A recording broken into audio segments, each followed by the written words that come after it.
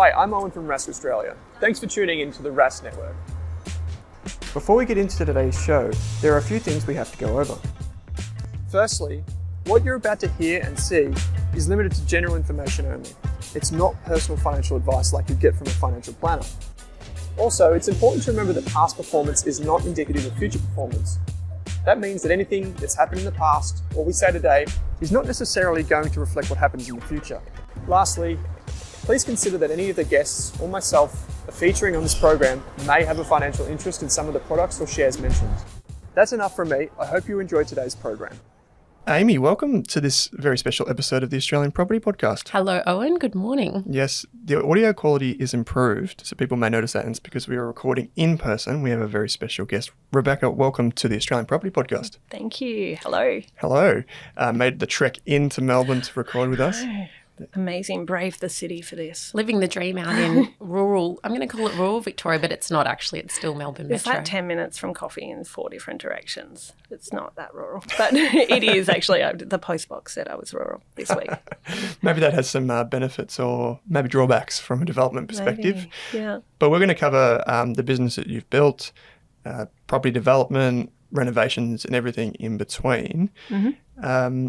Amy, you've podcasted with Rebeka before. Maybe I'll let you do the intro and take it from here. Yes, well, Rebeka is actually, I'll call her my mentor. I don't know if you've ever heard me call you that before, but No, but I'll take it. I've been working in the property industry for 10 years and have purchased investment properties over the years, but have only really got into renovating and developing relatively more recently. Yeah. And I wish that I had come across Rebeka and her business as a resource when I first started, because it has been invaluable to me with the support and knowledge along the way. And I think that this episode is going to be quite popular because whether or not renovating or developing is something that you can or want to do right now, everyone loves talking about it and hearing about it, and hearing that it is actually maybe more accessible to regular people than it seems. And, we think of developers as maybe, mid to larger size companies and massive projects, but the reality is there's a lot of more small scale stuff happening.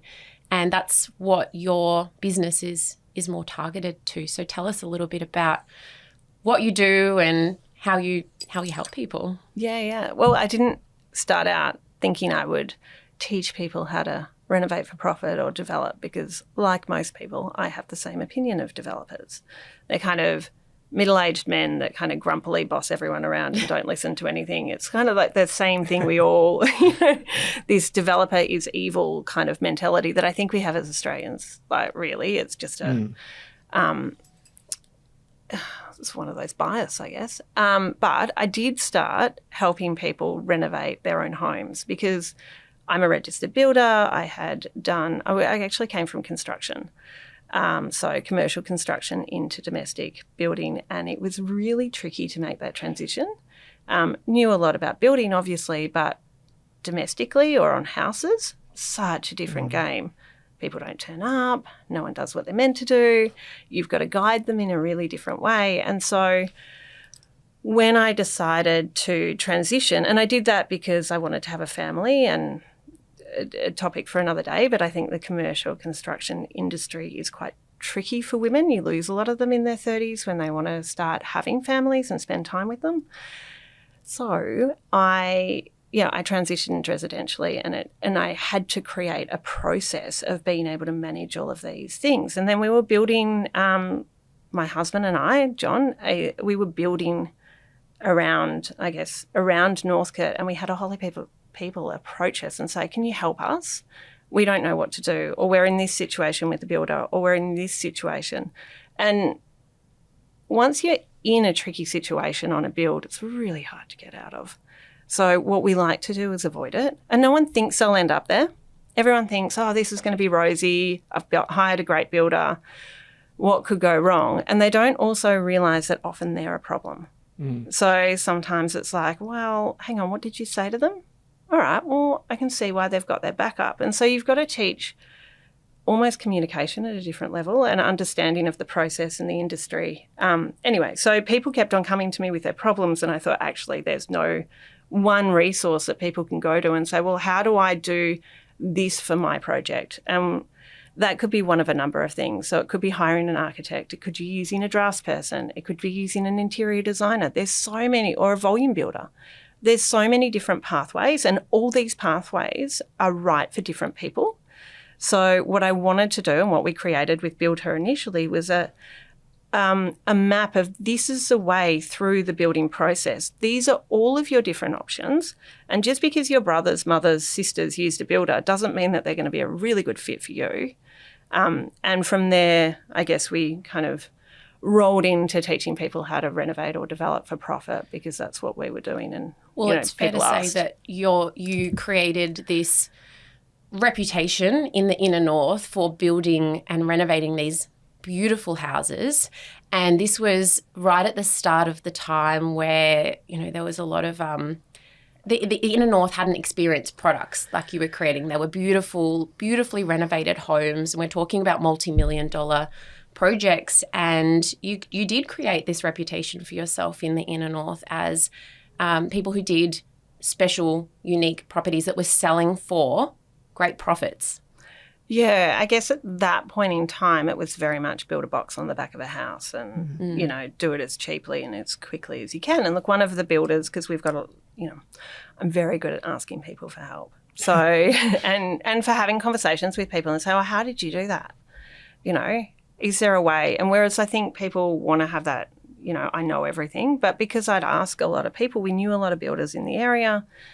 And I knew that some of them had bought kind of like 10 years worth of tiles that they were just rolling out into the projects. They were really trying to do it as cheaply as possible to make a market. But we're selling family homes. You don't want to live in a product that's as cheap as possible. You don't want to live in a product that looks exactly the same as everyone else. So I guess where we started was John and I had a vision of being able to create a unique family home. And now, look, 8 years on probably from our first bigger project, we had done some smaller ones and we made a massive pile of mistakes along the way, as you always do. And 8 years onto that kind of first one where we went, no, we're going to do this. And everyone said, no way, you're going to have to hold it for 10 years. You've overcapitalised. How many times do people tell you you've overcapitalised? Can't see this selling, definitely overcapitalised. We look at it and we go, okay, well, there's a definite market for quality product. Do you think that, so we've built a community around this. So I'm guessing the answer is yes. Can people that don't have a background like you in building? Do what you do? Yeah, of course. I think, there's this, I think we cater to women. So Buildher Collective, so it is for women. And the reason why it's for women is because what I have found in a lot of cases is that women are more invested in the home environment than men. I'll probably get crucified for that, but it's kind of like... I think that's true as well. And so women buy houses often too. They'll fall in love with something, they'll pay more because it's an emotional thing, and they're looking at it in the value that it brings over the next 20 years rather than, a financial transaction just at this point in time. So they're who we're building for. That being said, if you know the market we're building for, and you can understand the building process. And the building process is really just organising a whole heap of things to happen and understanding the value proposition and putting that together. You can build a house. So women also seem to be in roles where they're juggling and organising a massive amount of things at one amount at a time. And so I always say if you can get your kids in the car and to school on time, you can probably manage a building project. It's slightly less complex. And you still need to have the funds to do it. So we're not talking about, doing 5 to 10 townhouses at a time or a huge apartment block. When we're saying, can regular people do this, you can start off by doing a renovation and then work your way up from there. Like that's what I've done over time. I've slowly built up my skills and finances along the way. But I completely agree with you, Rebeka. When I'm helping people buy properties, we see a lot of townhouses, which I'll call cookie cutter, or they're townhouses where I say, wow, this has been built recently, and yet they're using the design from 3 years ago because that developer's just pumping out the same thing and not using any innovation, or it doesn't make sense that they've designed the kitchen in this way. That's not functional. And why is there no powder room on the ground floor? Things like that.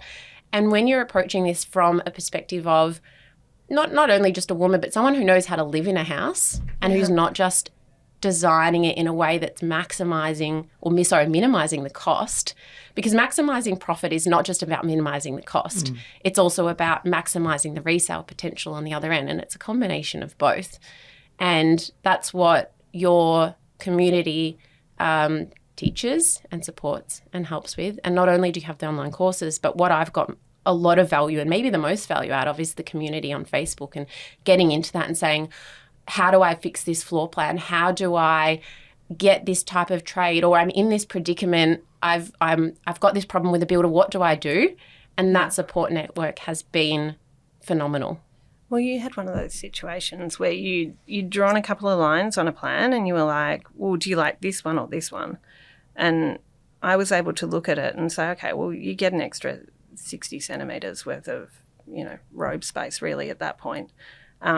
But it's going to cost you an extra 50 grand because now we're going to have to move this structural wall. We've got a roof line lining up on it. And, if you put these two, boxes that were going outside, if you join them together, you've now got less external wall, and you can kind of work through the solutions. But if no one points that out to you, and what people tend to do is they'll go to a draftsperson or an architect and they'll do what you ask them to do. You're just not educated in what you're asking them for, so you're not guiding the outcome. Ask the wrong questions and get the wrong answers. Right. So you get a lot of that type of thing. The money thing.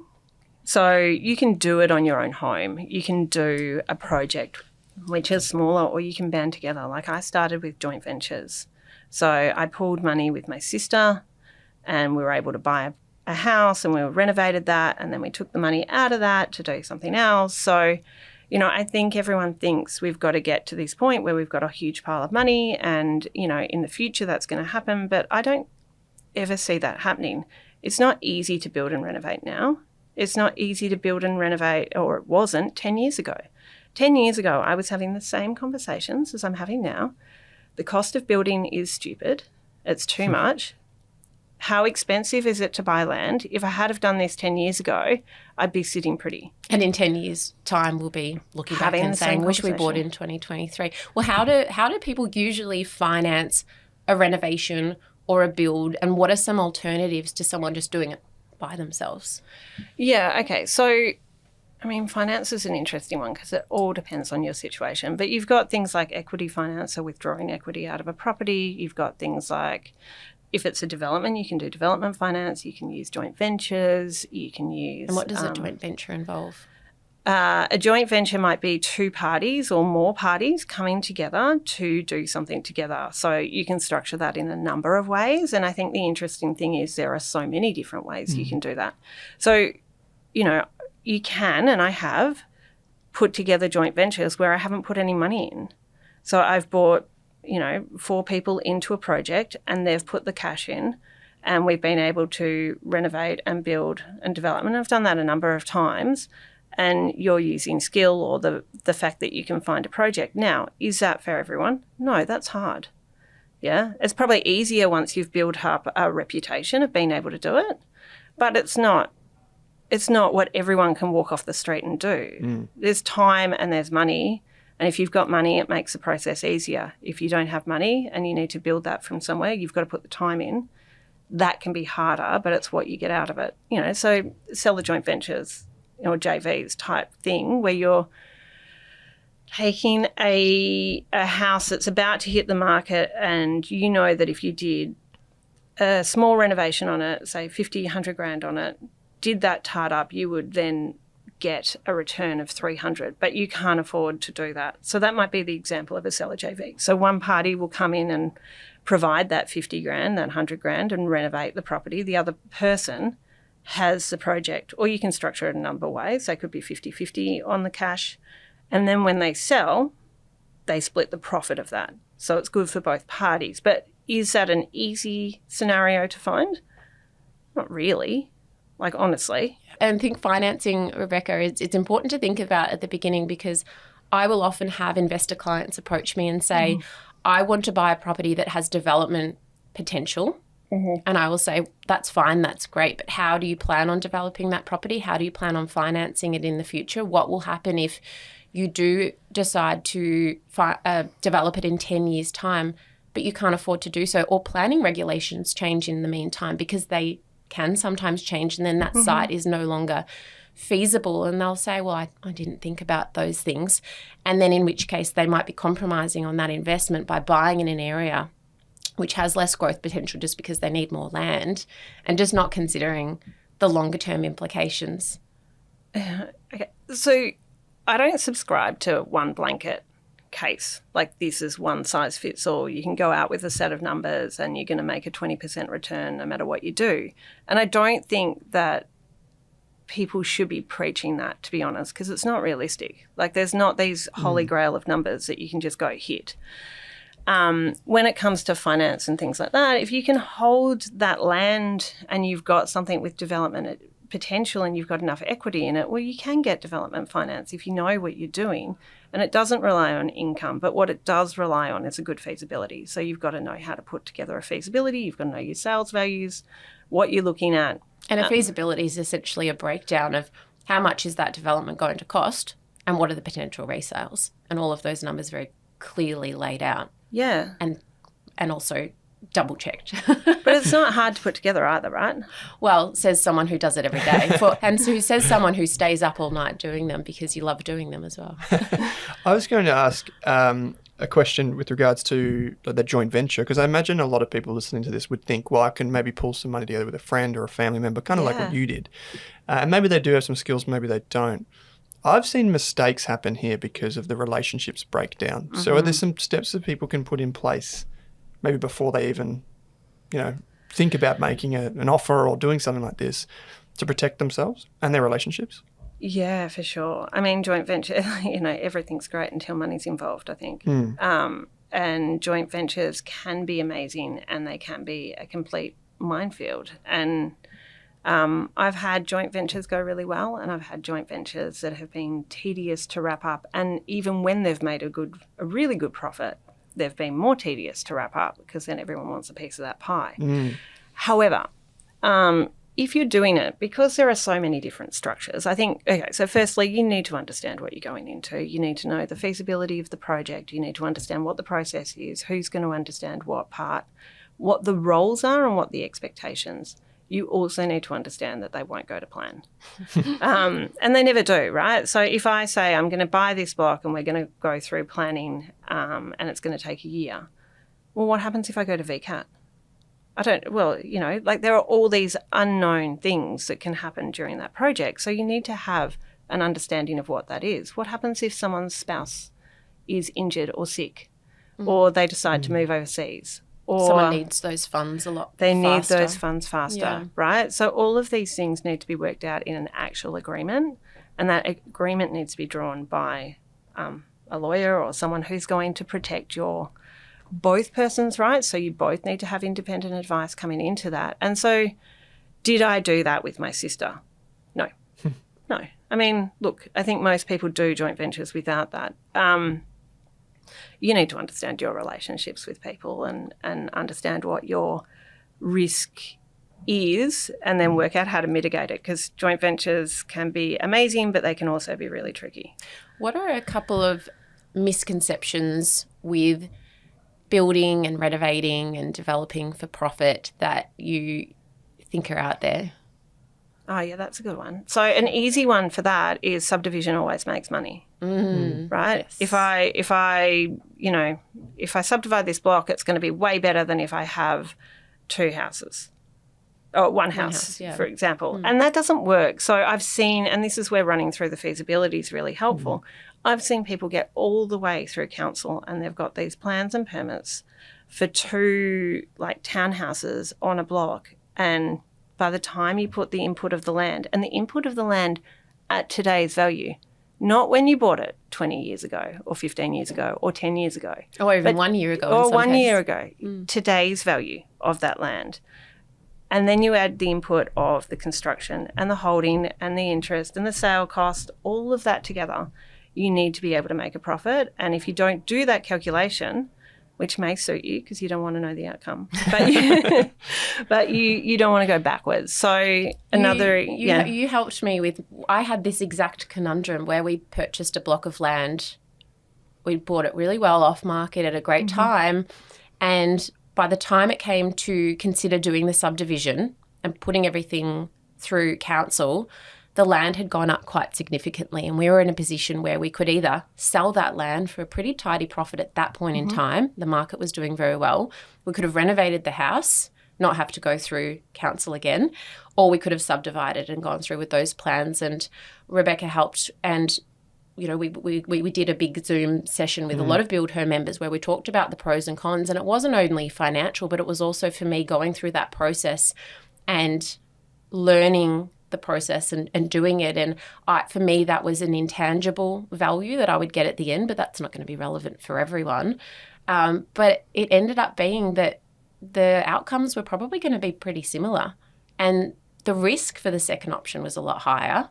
And the funds required. And the funds required were a lot higher. But for me, the value of going through the process and learning about it ultimately made me decide it. But it's not always that clear cut. And you're right, it's not always a case of just making more money by adding more, by putting more dwellings on a piece of land, because you've got opportunity cost, you've got the holding costs, which for us, we had delays. That project has cost us an extra $60,000 than it should have because of delays with council. So it's not always black and white, and it's very hard when you're talking about future values and making predictions, because you can only make assumptions based on today's resale prices. But we're talking about, with a subdivision, selling in maybe 2 years. Yeah. But you can only base it on today's prices. Like you don't know tomorrow's prices. So the feasibility has to stack up today and not rely on growth over that period of time, because what people don't do is add the growth of the land. So they're not comparing apples with apples. So if you do it at today's values, I think you win. I think there's another, there's always family values that roll into this. It's like, does one person want to supplement their income and do a project? So, okay, let's take a husband-wife couple and let's go really generic. And let's go, the husband's at work and the wife has been at work. Now they're at home with kids. They want to do something to supplement their income, something to be involved, add financially, but they don't want to go back to the kind of 9 to 5 and working within set hours. Well, that's where that renovating for profit and doing kind of one project at a time, where you can see 100, 200, 500 uplift, depending on what you're looking at, will be worth it. Now, is it worth it for that person to make $100,000 over a year and stay home with their kids while, doing a project which they feel is fun and creative? Well, possibly. Do the numbers stack up as a 20% return? Possibly not.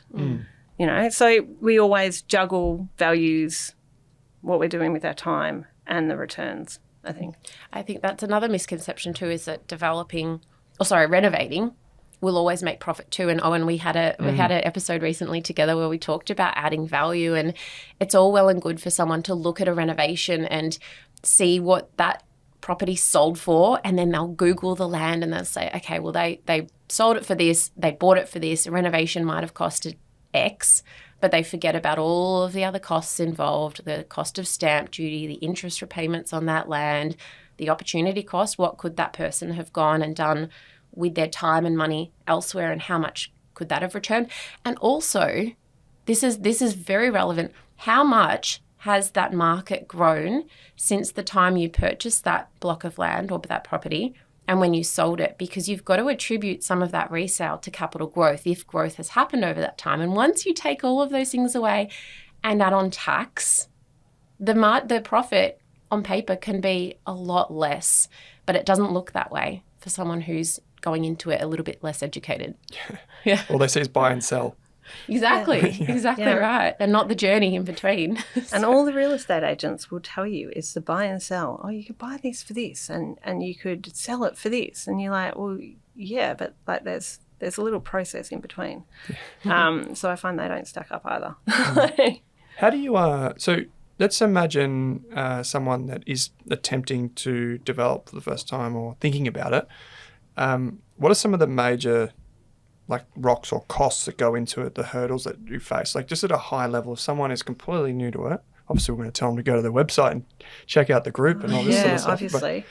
But what are the things people should consider? Like what are the things that people maybe don't often plan for? Okay, so firstly, we have a free feasibility template, if Great. That's okay. Yeah, so you can absolutely. go to our website, buildhercollective.com.au, go to the freebies section, there's a template, Great. feasibility, Yeah. right? Doesn't give you what numbers to input, but it does give you the start point. So use that as a checklist. So it has a section called planning. Do you need to go through town planning? Do you need to add, an architect's fee to do that? Or will you use it as, a draftsperson? What are your inputs? So when you're kind of working through it, you need to understand your process. Are you doing it as an owner builder? Are you doing it hiring a high-end builder? And what does owner builder mean? Owner builder means that you're doing the work or managing the trades yourself. Effectively, an owner builder takes on the role of a qualified builder. And whilst that works for some people, it's not something that I recommend for most people, because you need to, the liability is exactly the same on you as a builder who's had to qualify, study and register. No difference, right? So if you want to do owner builder, it's within your right, but you need to understand all the regulations And all of to the do risks. that and all the risk, right? And you're liable for that project once you sell. Yeah, so once you sell. And the idea behind owner builder is that you're not selling, that everyone has the right to improve their property to a certain standard and to be able to do that. So that's the idea between in Victoria for the VBA. That's why we have that owner builder in there. But what they've done is restrict it, so you can only do one every 5 years. You can't do a subdivision on an owner builder, because they're really trying to get people to do it for their own house as a right and not use it as a way to bypass the building process. Sorry, sidetracked on that. But I think it's also important to understand that, these side processes, so where we think we're being really clever and shortcutting, actually can come back and bite you, because if you don't do the drainage, like let's say you didn't put the fall away from a property, here's some risk for you. Let's say you don't put the fall away from the property and for some reason you have decided to build a garden bed next to the house, which looks really pretty, and that channels all that water underneath your substructure, and you've got a clay soil and those stumps are starting to get, wet and dry, and it fills up with water under the house. It's got no way to dry because it doesn't have adequate ventilation. Clay eventually will start getting slippy and not be able to hold, give any bearing. So at that point, you're starting to get movement in the house. You are liable for that if you have done that work and you haven't followed the process. And by followed the process, I don't mean do it structurally in accordance with the plans, which that would be on the plans, but it's a little note that if you don't know, you would miss, right? So that's what I mean by that. So, just It's like if you're trying to manage your property yourself instead of using a property manager. In theory, yes, you can do it, but there are so many small little bits of regulation and paperwork and things where if you miss one thing, and it's fine if things go right and if things go to plan, nothing goes wrong. But if something goes to wrong, you end up at VCAT or your tribunal in whichever state you're at and you've missed something, then that's where it can come back to bite you. So it's it's you by bypassing things and trying to save costs, you need to have so much extra time and energy put into protecting yourself and knowing the process at the the Or work with a really good trade, maybe, who knows what they're doing. Back to your actual question, which is about feasibility, which is what would you do? You would understand your feasibility. You understand how you're going to deliver the project. You'll understand how you're going to fund the project. All of the costs that go into it, and that includes the buying, the stamp duties, the sale costs, the marketing fees, all of that. And then you will work out whether it makes a profit. And at that point, you can say, yes, this would be a good investment or not. Now, do I find there's a shortage of good investments? No. No, there are so many projects that stack up. But you need to know what to look for.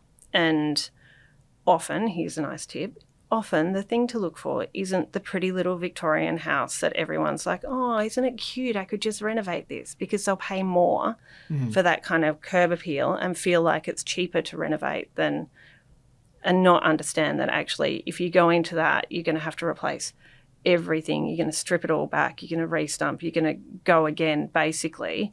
Whereas the one 2 doors down that's pretty ugly from the front, if you change that, you might make more money because that's got, you know, I guess, value add. And the purchase price will probably be lower too. Right, exactly. So that purchase price is, you know, the emotion of having that. And when you're selling, so here's a tip on selling. So when you're selling a house, you are selling someone's dream. You're selling the feeling. The feeling. You're selling the idea that their life is going to get markedly better when they live in this home. And so isn't that great? Because now we're in psychology, we're not in building and sales. We're thinking about, okay, well, what can I put in this house to make someone come in here and go, oh my gosh, I have to live here. My life would be complete, and go through the pain that is getting finance at the moment, and packing up their house and moving house and selling their house and potentially moving suburb and working out a whole new way of things working. So you need to overcome that. And so I think... And it's fair to say that some of the projects that you've done, Rebeka, have probably been bought or bid on, or at least inspected by people who weren't actually considering buying at that time, but were tempted to buy. Maybe that they've seen it on Instagram or online, or the agent has approached them.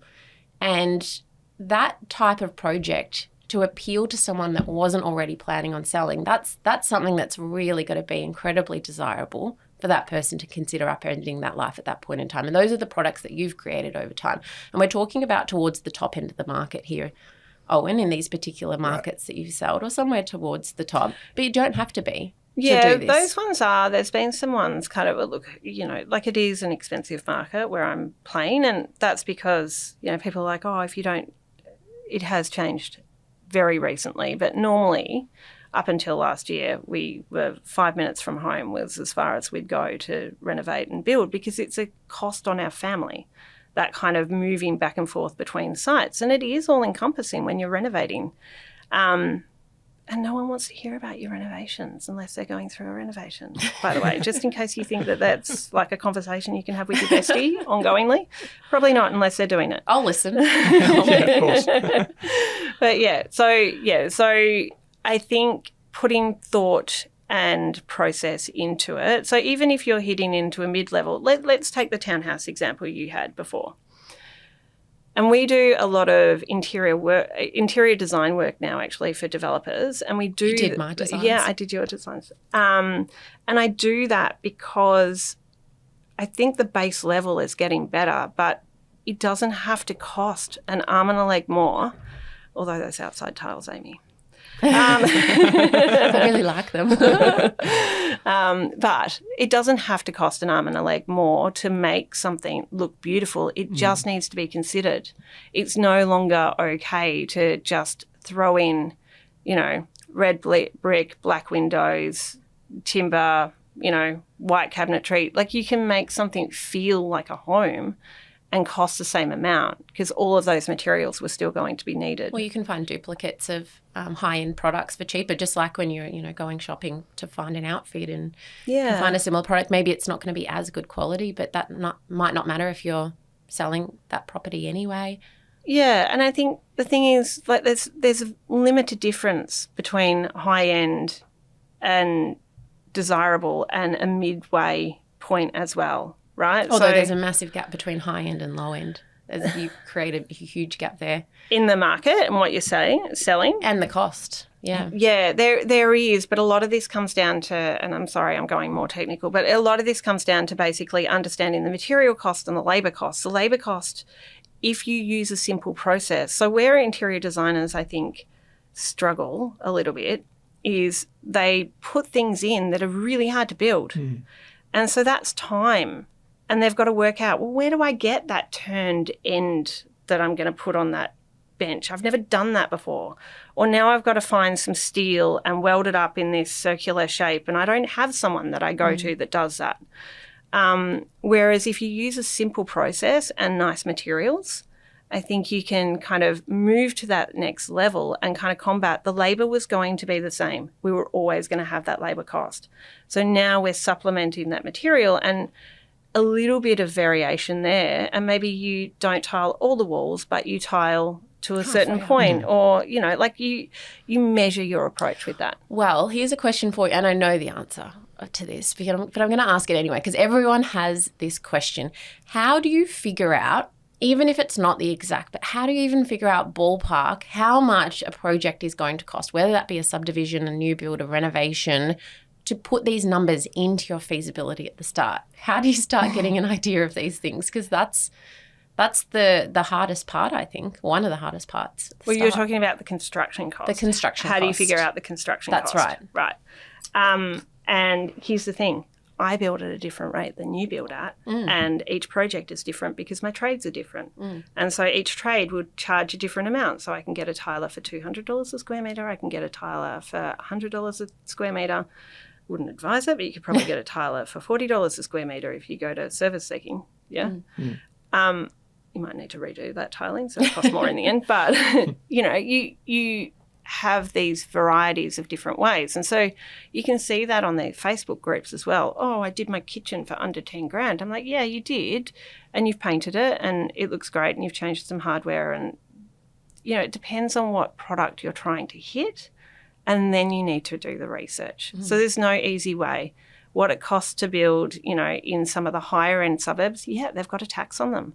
The builders that go there know that you've got more money, or assume, don't know. They assume that you've got more money and they will put a tax on working in there, and they will all do it. So it will cost you more. And the way that I approached this, because I had the same question to Rebeka when I was doing the subdivision, and the answer was, well, it depends. But I also approached other people who were in the community who had done similar projects. And that's, again, a network that I had. And I said, well, what per square metre rate did you build to? Knowing that that wasn't a guarantee, but it was at least a benchmark. But it's very challenging to figure this out at the start if you don't have other people doing it to tap into. Yeah, you have to use square metre rates. So we use ballpark square metre rates when we're doing our feasibilities, and we need to check them against people that can build in that area. And that's, you know, actually contacting builders and actually doing your due diligence and saying, well, if I'm going to build in this suburb, do some work. You know, if you know you're going to build there, work out who is building in that area that you would want to build. It's pretty simple to work out who's building in that area. Go for a drive, right? Yeah. And you'll see people at different... They put their signs up and give them a call. And you'll see, you know, straight away you're getting a lot of input. You're getting inputs on what type of site are they running? How fast is it moving? Who's on site? How clean is it, right? Does it look like a dog's breakfast? Is it moving quickly? Are they doing townhouses? Are they doing... You can call real estate agents in that area as well and say, you know, I've seen these developments sell recently. Who was the builder? And in many cases, they'll just pass the details along, have a chat to them. I was going to ask, so imagine someone that's doing a renovation as opposed to a development. Yeah. And you mentioned before there's like tension between the interior designer and like the trades, or say a carpenter who just says like that can't, like that's... There could be, yeah. Yeah. And you have this all the time, right? Like on a building site, the builder's always blaming the engineer, engineers blaming the builder, builder's blaming the plumber. Everyone's like blaming each other for the same things, right? Because they all see things through a different lens. If you're just doing, say, like an interior renovation, so it's not like adding on things and whatever, who would be the person that you go to first? Like if you weren't for the design? Just so you want to get a project done. You want to renovate this house, but I don't know where to go. I'm thinking, do I go to an interior designer to get the inspiration first? Or do I go to an draft person, or do I go to a carpenter first? Okay, well, so let's break that down. So I want to do an interior renovation and I'm going to replace carpets, going to paint and maybe do a kitchen. Yeah. Yeah? So I don't need a builder for that. Yeah. I could use one, but I don't need a builder for that. I can use a kitchen company that does effectively do the building. I can do the carpet myself. I can do the paint myself. So a really good place to start is understand your scope of works. So actually break it down, and it's not that hard. People just want answers, but they won't put effort in. If that's you, just put some effort in, guys. It's not that hard. And you're basically going, okay, well, I'm replacing carpet to 4 rooms. How many square metres of carpet is that?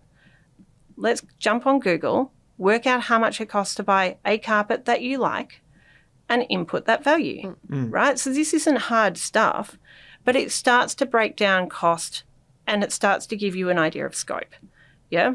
And then you want to paint. You can do the same thing. There's calculators that'll tell you how much to paint. If you want help with the design of that, that's a different thing. That's kind of going, do I go to, and, you know, this is where it's annoying to speak to me because there are so many different ways to Approach skin this cat, yeah. you know, to do the same thing. And I think it's appropriate for so many of them. So you could go to an interior designer, you could go to a draftsperson, you could go to an architect and get 3 very different products. You could potentially get 3 very similar products, but they're all going to have their look and feel, or you can manage that yourself and you could understand what you're asking for and be able to draw something up. Like drawings and understanding what, it depends where your skill set is. Well, and it also depends on you weighing up your skills versus your cost versus your time, because as soon as you add extra layers of professionals, you're paying more. With my first 2 projects, I project manage, I interior design, but the amount of time and effort and stress and energy that went into that was a lot. And also I made mistakes, which did cost me in the end. And then the project I've currently got, I've engaged a draftsperson and I've engaged an interior designer as well because it makes sense for me on this one. But I was trying to save costs on the other ones. But there's non-dollar a draftsperson on your current one? Did I need one? No, you did. I did actually need because one. you needed to go through council. So, I didn't. Yes, I did, but also it was a small extension as well onto the side. But I didn't need an interior designer. No, you didn't. No, but you chose it because you wanted a certain look and feel, which was far beyond my scope of expertise. Yeah, and you know, like when you hire someone, that can go well or not well. It's you're hiring someone based on what you hope they can achieve. It's not like you walk in and you say, I want to buy this car and you get that car. You're saying, I want to buy a car that is red and suits me and is amazing and goes really fast, you know, and then hope that they can design and create something that fits your, you know, budget and your scope. So the key to getting those relationships right is to really understand your scope first and to understand what you are trying to get out of that and make sure that person has a good fit. Does that make sense? So and cross-check their previous work and reference check. And if you love what they've produced previously, there's a good chance you're going to love what they're going to produce. I think one of the problems with the design industry is people go, oh, no, I design whatever my client wants. You've got it, like they have a look and feel that they're kind of introducing into it as well. So you need someone that has that kind of understands innately what you think is beautiful when it comes to design. Design to your budget too. I think that's a challenging. That's your management. That's how you manage it. Exactly. So you do need to have an understanding. Well, most people will have a budget when they go into it, but then ensure that their designers, whether that be an interior designer or a drafty, whoever it is trying to adhere to that budget and work to that budget. And sometimes that can be challenging because an architect isn't a builder. And they don't know how much things are going to cost, even though I do see a lot of people go into it saying, well, I've given my architect a budget and yet they've created this product which I now can't afford to build. But that's a management issue. That is a management issue. Every time they want to push it on the architect, but it's what you're asking the architect for. Well, that's right. And how much of that input you're getting from them. So I see this both ways. And I guess because I'm impartial, I guess okay, so firstly, I don't build for other people. So I don't have any skin in that. But also I'm helping people navigate this all the time. So there's 2 sides to this story. There's the person who goes to the architect and says, I want this and I don't know what my budget is. It could be this, but I guess I could stretch for more. And then they keep saying, I want this, I want this, I want this. And the architect says, this is more, this is more, this is more. And they go, yeah. Oh, I can go. But they're not picturing this as more, right? So the architect does need to lead that scoping and that understanding of cost, but also people need to be honest with their design team and say, look, this is my budget. Right or wrong, this is my budget. I would like it to hit here. I have here. And that needs to incorporate all of my design fees and all of my council fees, because also if I go to an architect and say I have $500,000 to do a renovation or a build, I might only have 320 to actually do the work, the construction, because the architect I've engaged is $80,000, and then I've got to get permits, and then I've got the interest. Well, normally people won't factor in the interest repayments unless it's a renovate for profit. Yeah. If it's your own home, We've you got know, own but that you might property have, you might have to move out, so you might have to rent, and so all of these things will come out. You've got engineering, you've got, But also ultimately an architect and a draftsperson, if you say, I want to add this on, they might know they will know the material cost, but they won't necessarily know the labour cost as well. So they can't say to you, you have this variation or you have this change in your design and it's going to cost you an extra 20 or 30. They can give you ballpark, but this is where you can end up with a design or a product which is much more expensive than what your budget is, and then you have to change it later on, and that's more cost. So would say if you were a builder who built for other people, standard residential builder, right? Yeah.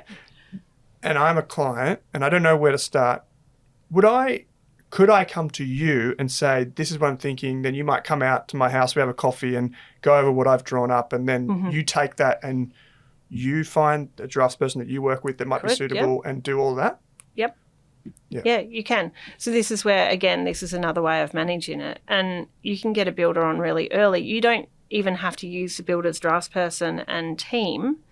You might use your own team, but get a builder early on to give you an indication and certainty of cost. Yeah.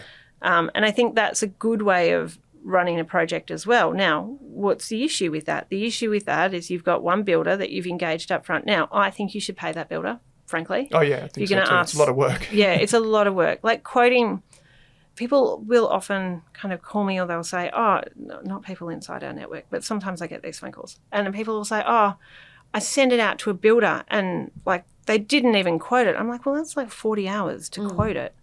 Or they wanted an indication of how much money I thought it was going to be before they bothered. I'm like, yeah, because that's like 40 hours of their life that they're not going to get back giving you a quote. It's tedious. So if you engage a builder up front, you can then get them through that process to say, well, you know, yes, you want this on a slab, but you're putting timber floorboards over the top of it. So why don't you do a lightweight substructure or, you know, and, you know, that might save you $20,000 and it's a lot quicker. So a slab might take, you know, 30 days, 45 days by the time you know, put in all the pipe work and set everything out. And to do, you know, stumps is only going to cost you like 14 days, right? So you can see the labour. So they can be involved in cost and management the materials from the very beginning. Exactly. And these are costs you don't see. No. So some of these costs is in things you don't see. Another one's an engineer, right? So often people will go, I got this great engineer. He's really cheap. I'm like, is he? Because that's a really heavy structure that they've designed for you. So you might have saved $500 there and you're spending an extra 20 grand in steelwork. We had a project where we did... We used the engineer that the architect had recommended, and when it came time to build, the builder said, this is over-engineered. You're paying an extra 40 grand in steel and not getting any extra benefit in terms of the design or anything. And we had no idea. Yep. No idea at the very beginning. So there's all these little checkpoints along the way where a builder, getting them in early, but getting them in early can also mean that they're not necessarily going to be the most competitive on price rather than getting a couple of quotes later on. So there's pros and cons, but you could still save more by getting them in. Yeah, the start. I think as well. So it depends how you want to run that project. So you could use a cost plus project, which is basically what it cost plus a margin. Which is what I'm doing for my current renovation. What you're doing for your current renovation now, it needs to be over $1 million as a new build, or it needs to be a renovation where you can't quantify, because obviously renovations are really tricky because once you get in there, you start knocking things about and then you've got different times and budgets. So often a cost plus can be an easier way to do it because they're not allowing for all of these extras. But it also means before I start, I actually have no certainty on price. Yeah. And the bank doesn't like it. So if you need to borrow for construction finance, that could be tricky. So everything's kind of circular, I guess, is the problem. So there's no one set way, and it's very circular because I can go forward this way and then I can go back and I can change my mind. I can get the engineering drawings and then go back and get them redone when someone tells me. So I guess the strategy, if we're talking about renovating for profit or developing or even doing our own house, is to understand that process from the beginning so you don't make all these missteps, but you can check along the way what you're looking at, because sometimes you're far too close to the project to be able to see the wood through the trees. Does that make sense? It's kind of Absolutely. like Yeah. you get design overwhelm and you're like, I don't even care anymore. Just get this built. We had one question that came through from the community which we wanted to put to you, and it's more to do with what's going on in the news with a lot of developers going bankrupt. And a lot of people are pretty fearful right now to develop or build even because they're thinking, I don't know if this builder's going to go under. Yep. Right. Can you talk us through how you just think about that generally? Yeah, and it's really tricky, right? So some of the bigger players have, and they have over the last, for as long as I've been building, I was involved in a builder going under that I had on 2 projects. One of them was 96 apartments in Elizabeth Street and another, so it was a really tricky thing. And actually the builder went under, but then a lot of the subcontractors then went under because they don't get paid their money. They've got materials to site and they're not big guys sometimes or can carry big loads. Okay, so what do we think about it? So we basically need to work through the trust and the amount of projects that this builder has on. Bigger builders can be, look better on paper, but they're not necessarily going to play out as a better in the market when the market turns. Because they're working off smaller margins. They're working off smaller margins, and a lot of the people in this latest one, right? So I can't even think how many Porter Davis, how many people were caught up in that. But then they're coming, I had a lot of calls and, people in our community as well, because they would have been someone you would think to trust, right? The issue then is because their quotes and the amount they were building for as a volume builder was quite low, to then get that same thing built. So I looked at one that was costing someone, I think, $470,000 for this build. And I'm like, that's $800,000. There's just no way. You can't, we wouldn't be able to do that for under $800,000 because of the, and just using a basic formula and looking at the level of finishes, we're like, so she couldn't find someone then to go in and do that build for that amount. So how do you secure against it? You probably don't. You make sure that when you do your payments, you have a pretty good understanding of the company. You know how many projects they've got on. You can look at their financials. You've got domestic building insurance. They do, but that doesn't really protect you very well. A little bit, although some people caught up in Porter Davis, they didn't even have that because they had said that they'd organised it, they'd not organised it, but they wouldn't have known because if you don't know the process going into this. Well, they were shown a document. They were shown a document that was in this, I'll give it this specific case, they were shown a document which was the type of document that they would have got for their project. So they thought they had it. And it was pretty standard and is actually pretty standard in the industry that you only take out that building insurance when you're about to start the project. But that's because the contracts can be signed 6 months beforehand. Now, technically, you cannot sign that contract unless you've got that building insurance. And you have to tick a box to say that you've got that building insurance. So building insurance there, but we want to avoid that, and so paying more doesn't avoid it. Paying less doesn't avoid it. So what avoids it is, I guess, luck being one of them. But B, you've got to just go through and understand how many projects these people have on. Are they building quickly? Builders that are building really, really slowly often have cash flow problems. Yeah? Does that make sense? It's like they're kind of staggering their work so they get to the next point. They're getting drawdowns to pay for the next project and they're moving that money across different projects. So you watch out for that. Have a look at how many they've got on, how quickly they're going, how long they said they were going to build for. So we've got a couple of people where their builders have underquoted their work. Now, what do? Well, they're kind of staggering their way till the end. Well, this is really tricky because in my current build situation, and I'm at lock-up stage with my dual occupancy at the moment. I've had a great experience with that builder so far, and I got 3 quotes at the very beginning, and he was 20% cheaper than the other 2 quotes. And I had so many people tell me, don't use him. What if he goes bankrupt? What if he's not making enough money on this? And I said, what do you want me to do? Ask him to charge me more. But I reference checked him and I checked his projects. I spoke to a lot of people who had used him. He's got his own skin in the game doing his own similar projects. And that gave me a lot of comfort. And that he was doing his own as well? That he was doing his own and he was building these products and he was building them within an appropriate time frame as well. And I also said point blank to him, how much are you making out of this project?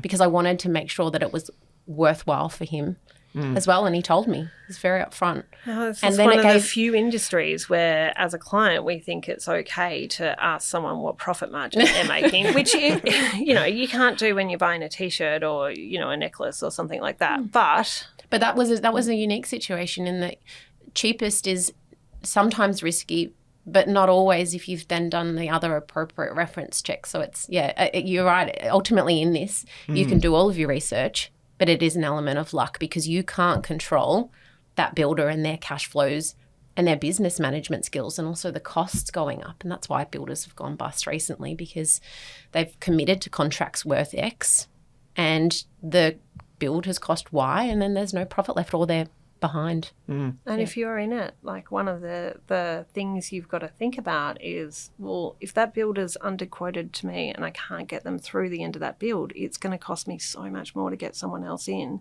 So how do I manage that builder to the end of this project just to get it done? You're not kind of going, oh, well, the contract said this, so I could walk away. You're kind of going, well, I just need to get it done. So you're paying trades directly rather than, like you're really taking steps to get through. If you can, It's not specifically helpful, but I think it's really just understanding timelines, projects and capital, right? So you need to know how much capital they've really got. So one of the things might be like knowing when the payments are released to the builder, like based on completion and those types of things to protect yourself. Yeah, so that's a contract issue and you should always be looking at that. There are standards in most of the contracts that we would build to. So if they're varied from the standard, I would look at that as well. As builders, we are actually also cash flowing a lot of the projects as well. So that's tricky because, you outlay a lot of money and then you're waiting to get paid and then you outlay a lot of money and then you're waiting to get paid. And then people think that builders make a huge margin, but they really don't. Yeah, it's a risky business. It's a really risky business. And that's why I don't like building for other people. It's like their perception, because this is so much money and we've got to appreciate that it is a lot of money. You're building your own home, right? And you've saved and you've dreamt of this house for years. And this home that you're about to build is your one chance to get it right. Yeah? This is most people's situation. And for you to go over $5,000, people are like, oh, well, it's $5,000 on a build. Yeah, but what have you got to do to work and save another $5,000? Like, let's be respectful of the cost of everything on top of the fact that you're building and you're in a stressful time. This is why it's stressful. So, paying an extra 20% because, obviously it must cost more is normally not what someone's going to do. Yeah. Well, this has been very enlightening, and it's easy to see why. We could keep talking. Yeah. Well, it's like, for those that lack the context, I think over 100,000 people follow you on Instagram alone. So it's easy to see why so many people join as members and go and be part of the Facebook group and get help, and the collective around that is amazing. So, and there's the courses online, podcast, so much that you do to help educate people, and we really appreciate that just at large. But there'll be links in the show notes for people that want to get in contact and join the groups and take part in what you offer, as well as the free resources you mentioned. But is there anywhere in particular, other than those things, that where you would send someone as like a first point of contact? Yeah, so depending on what you want to do, there's a free call that you can do. So in freebies as well, you can book in a 20-minute consult if you're doing your own home and kind of ask for some advice. And if you want to renovate and develop for profit, we do have a community around that.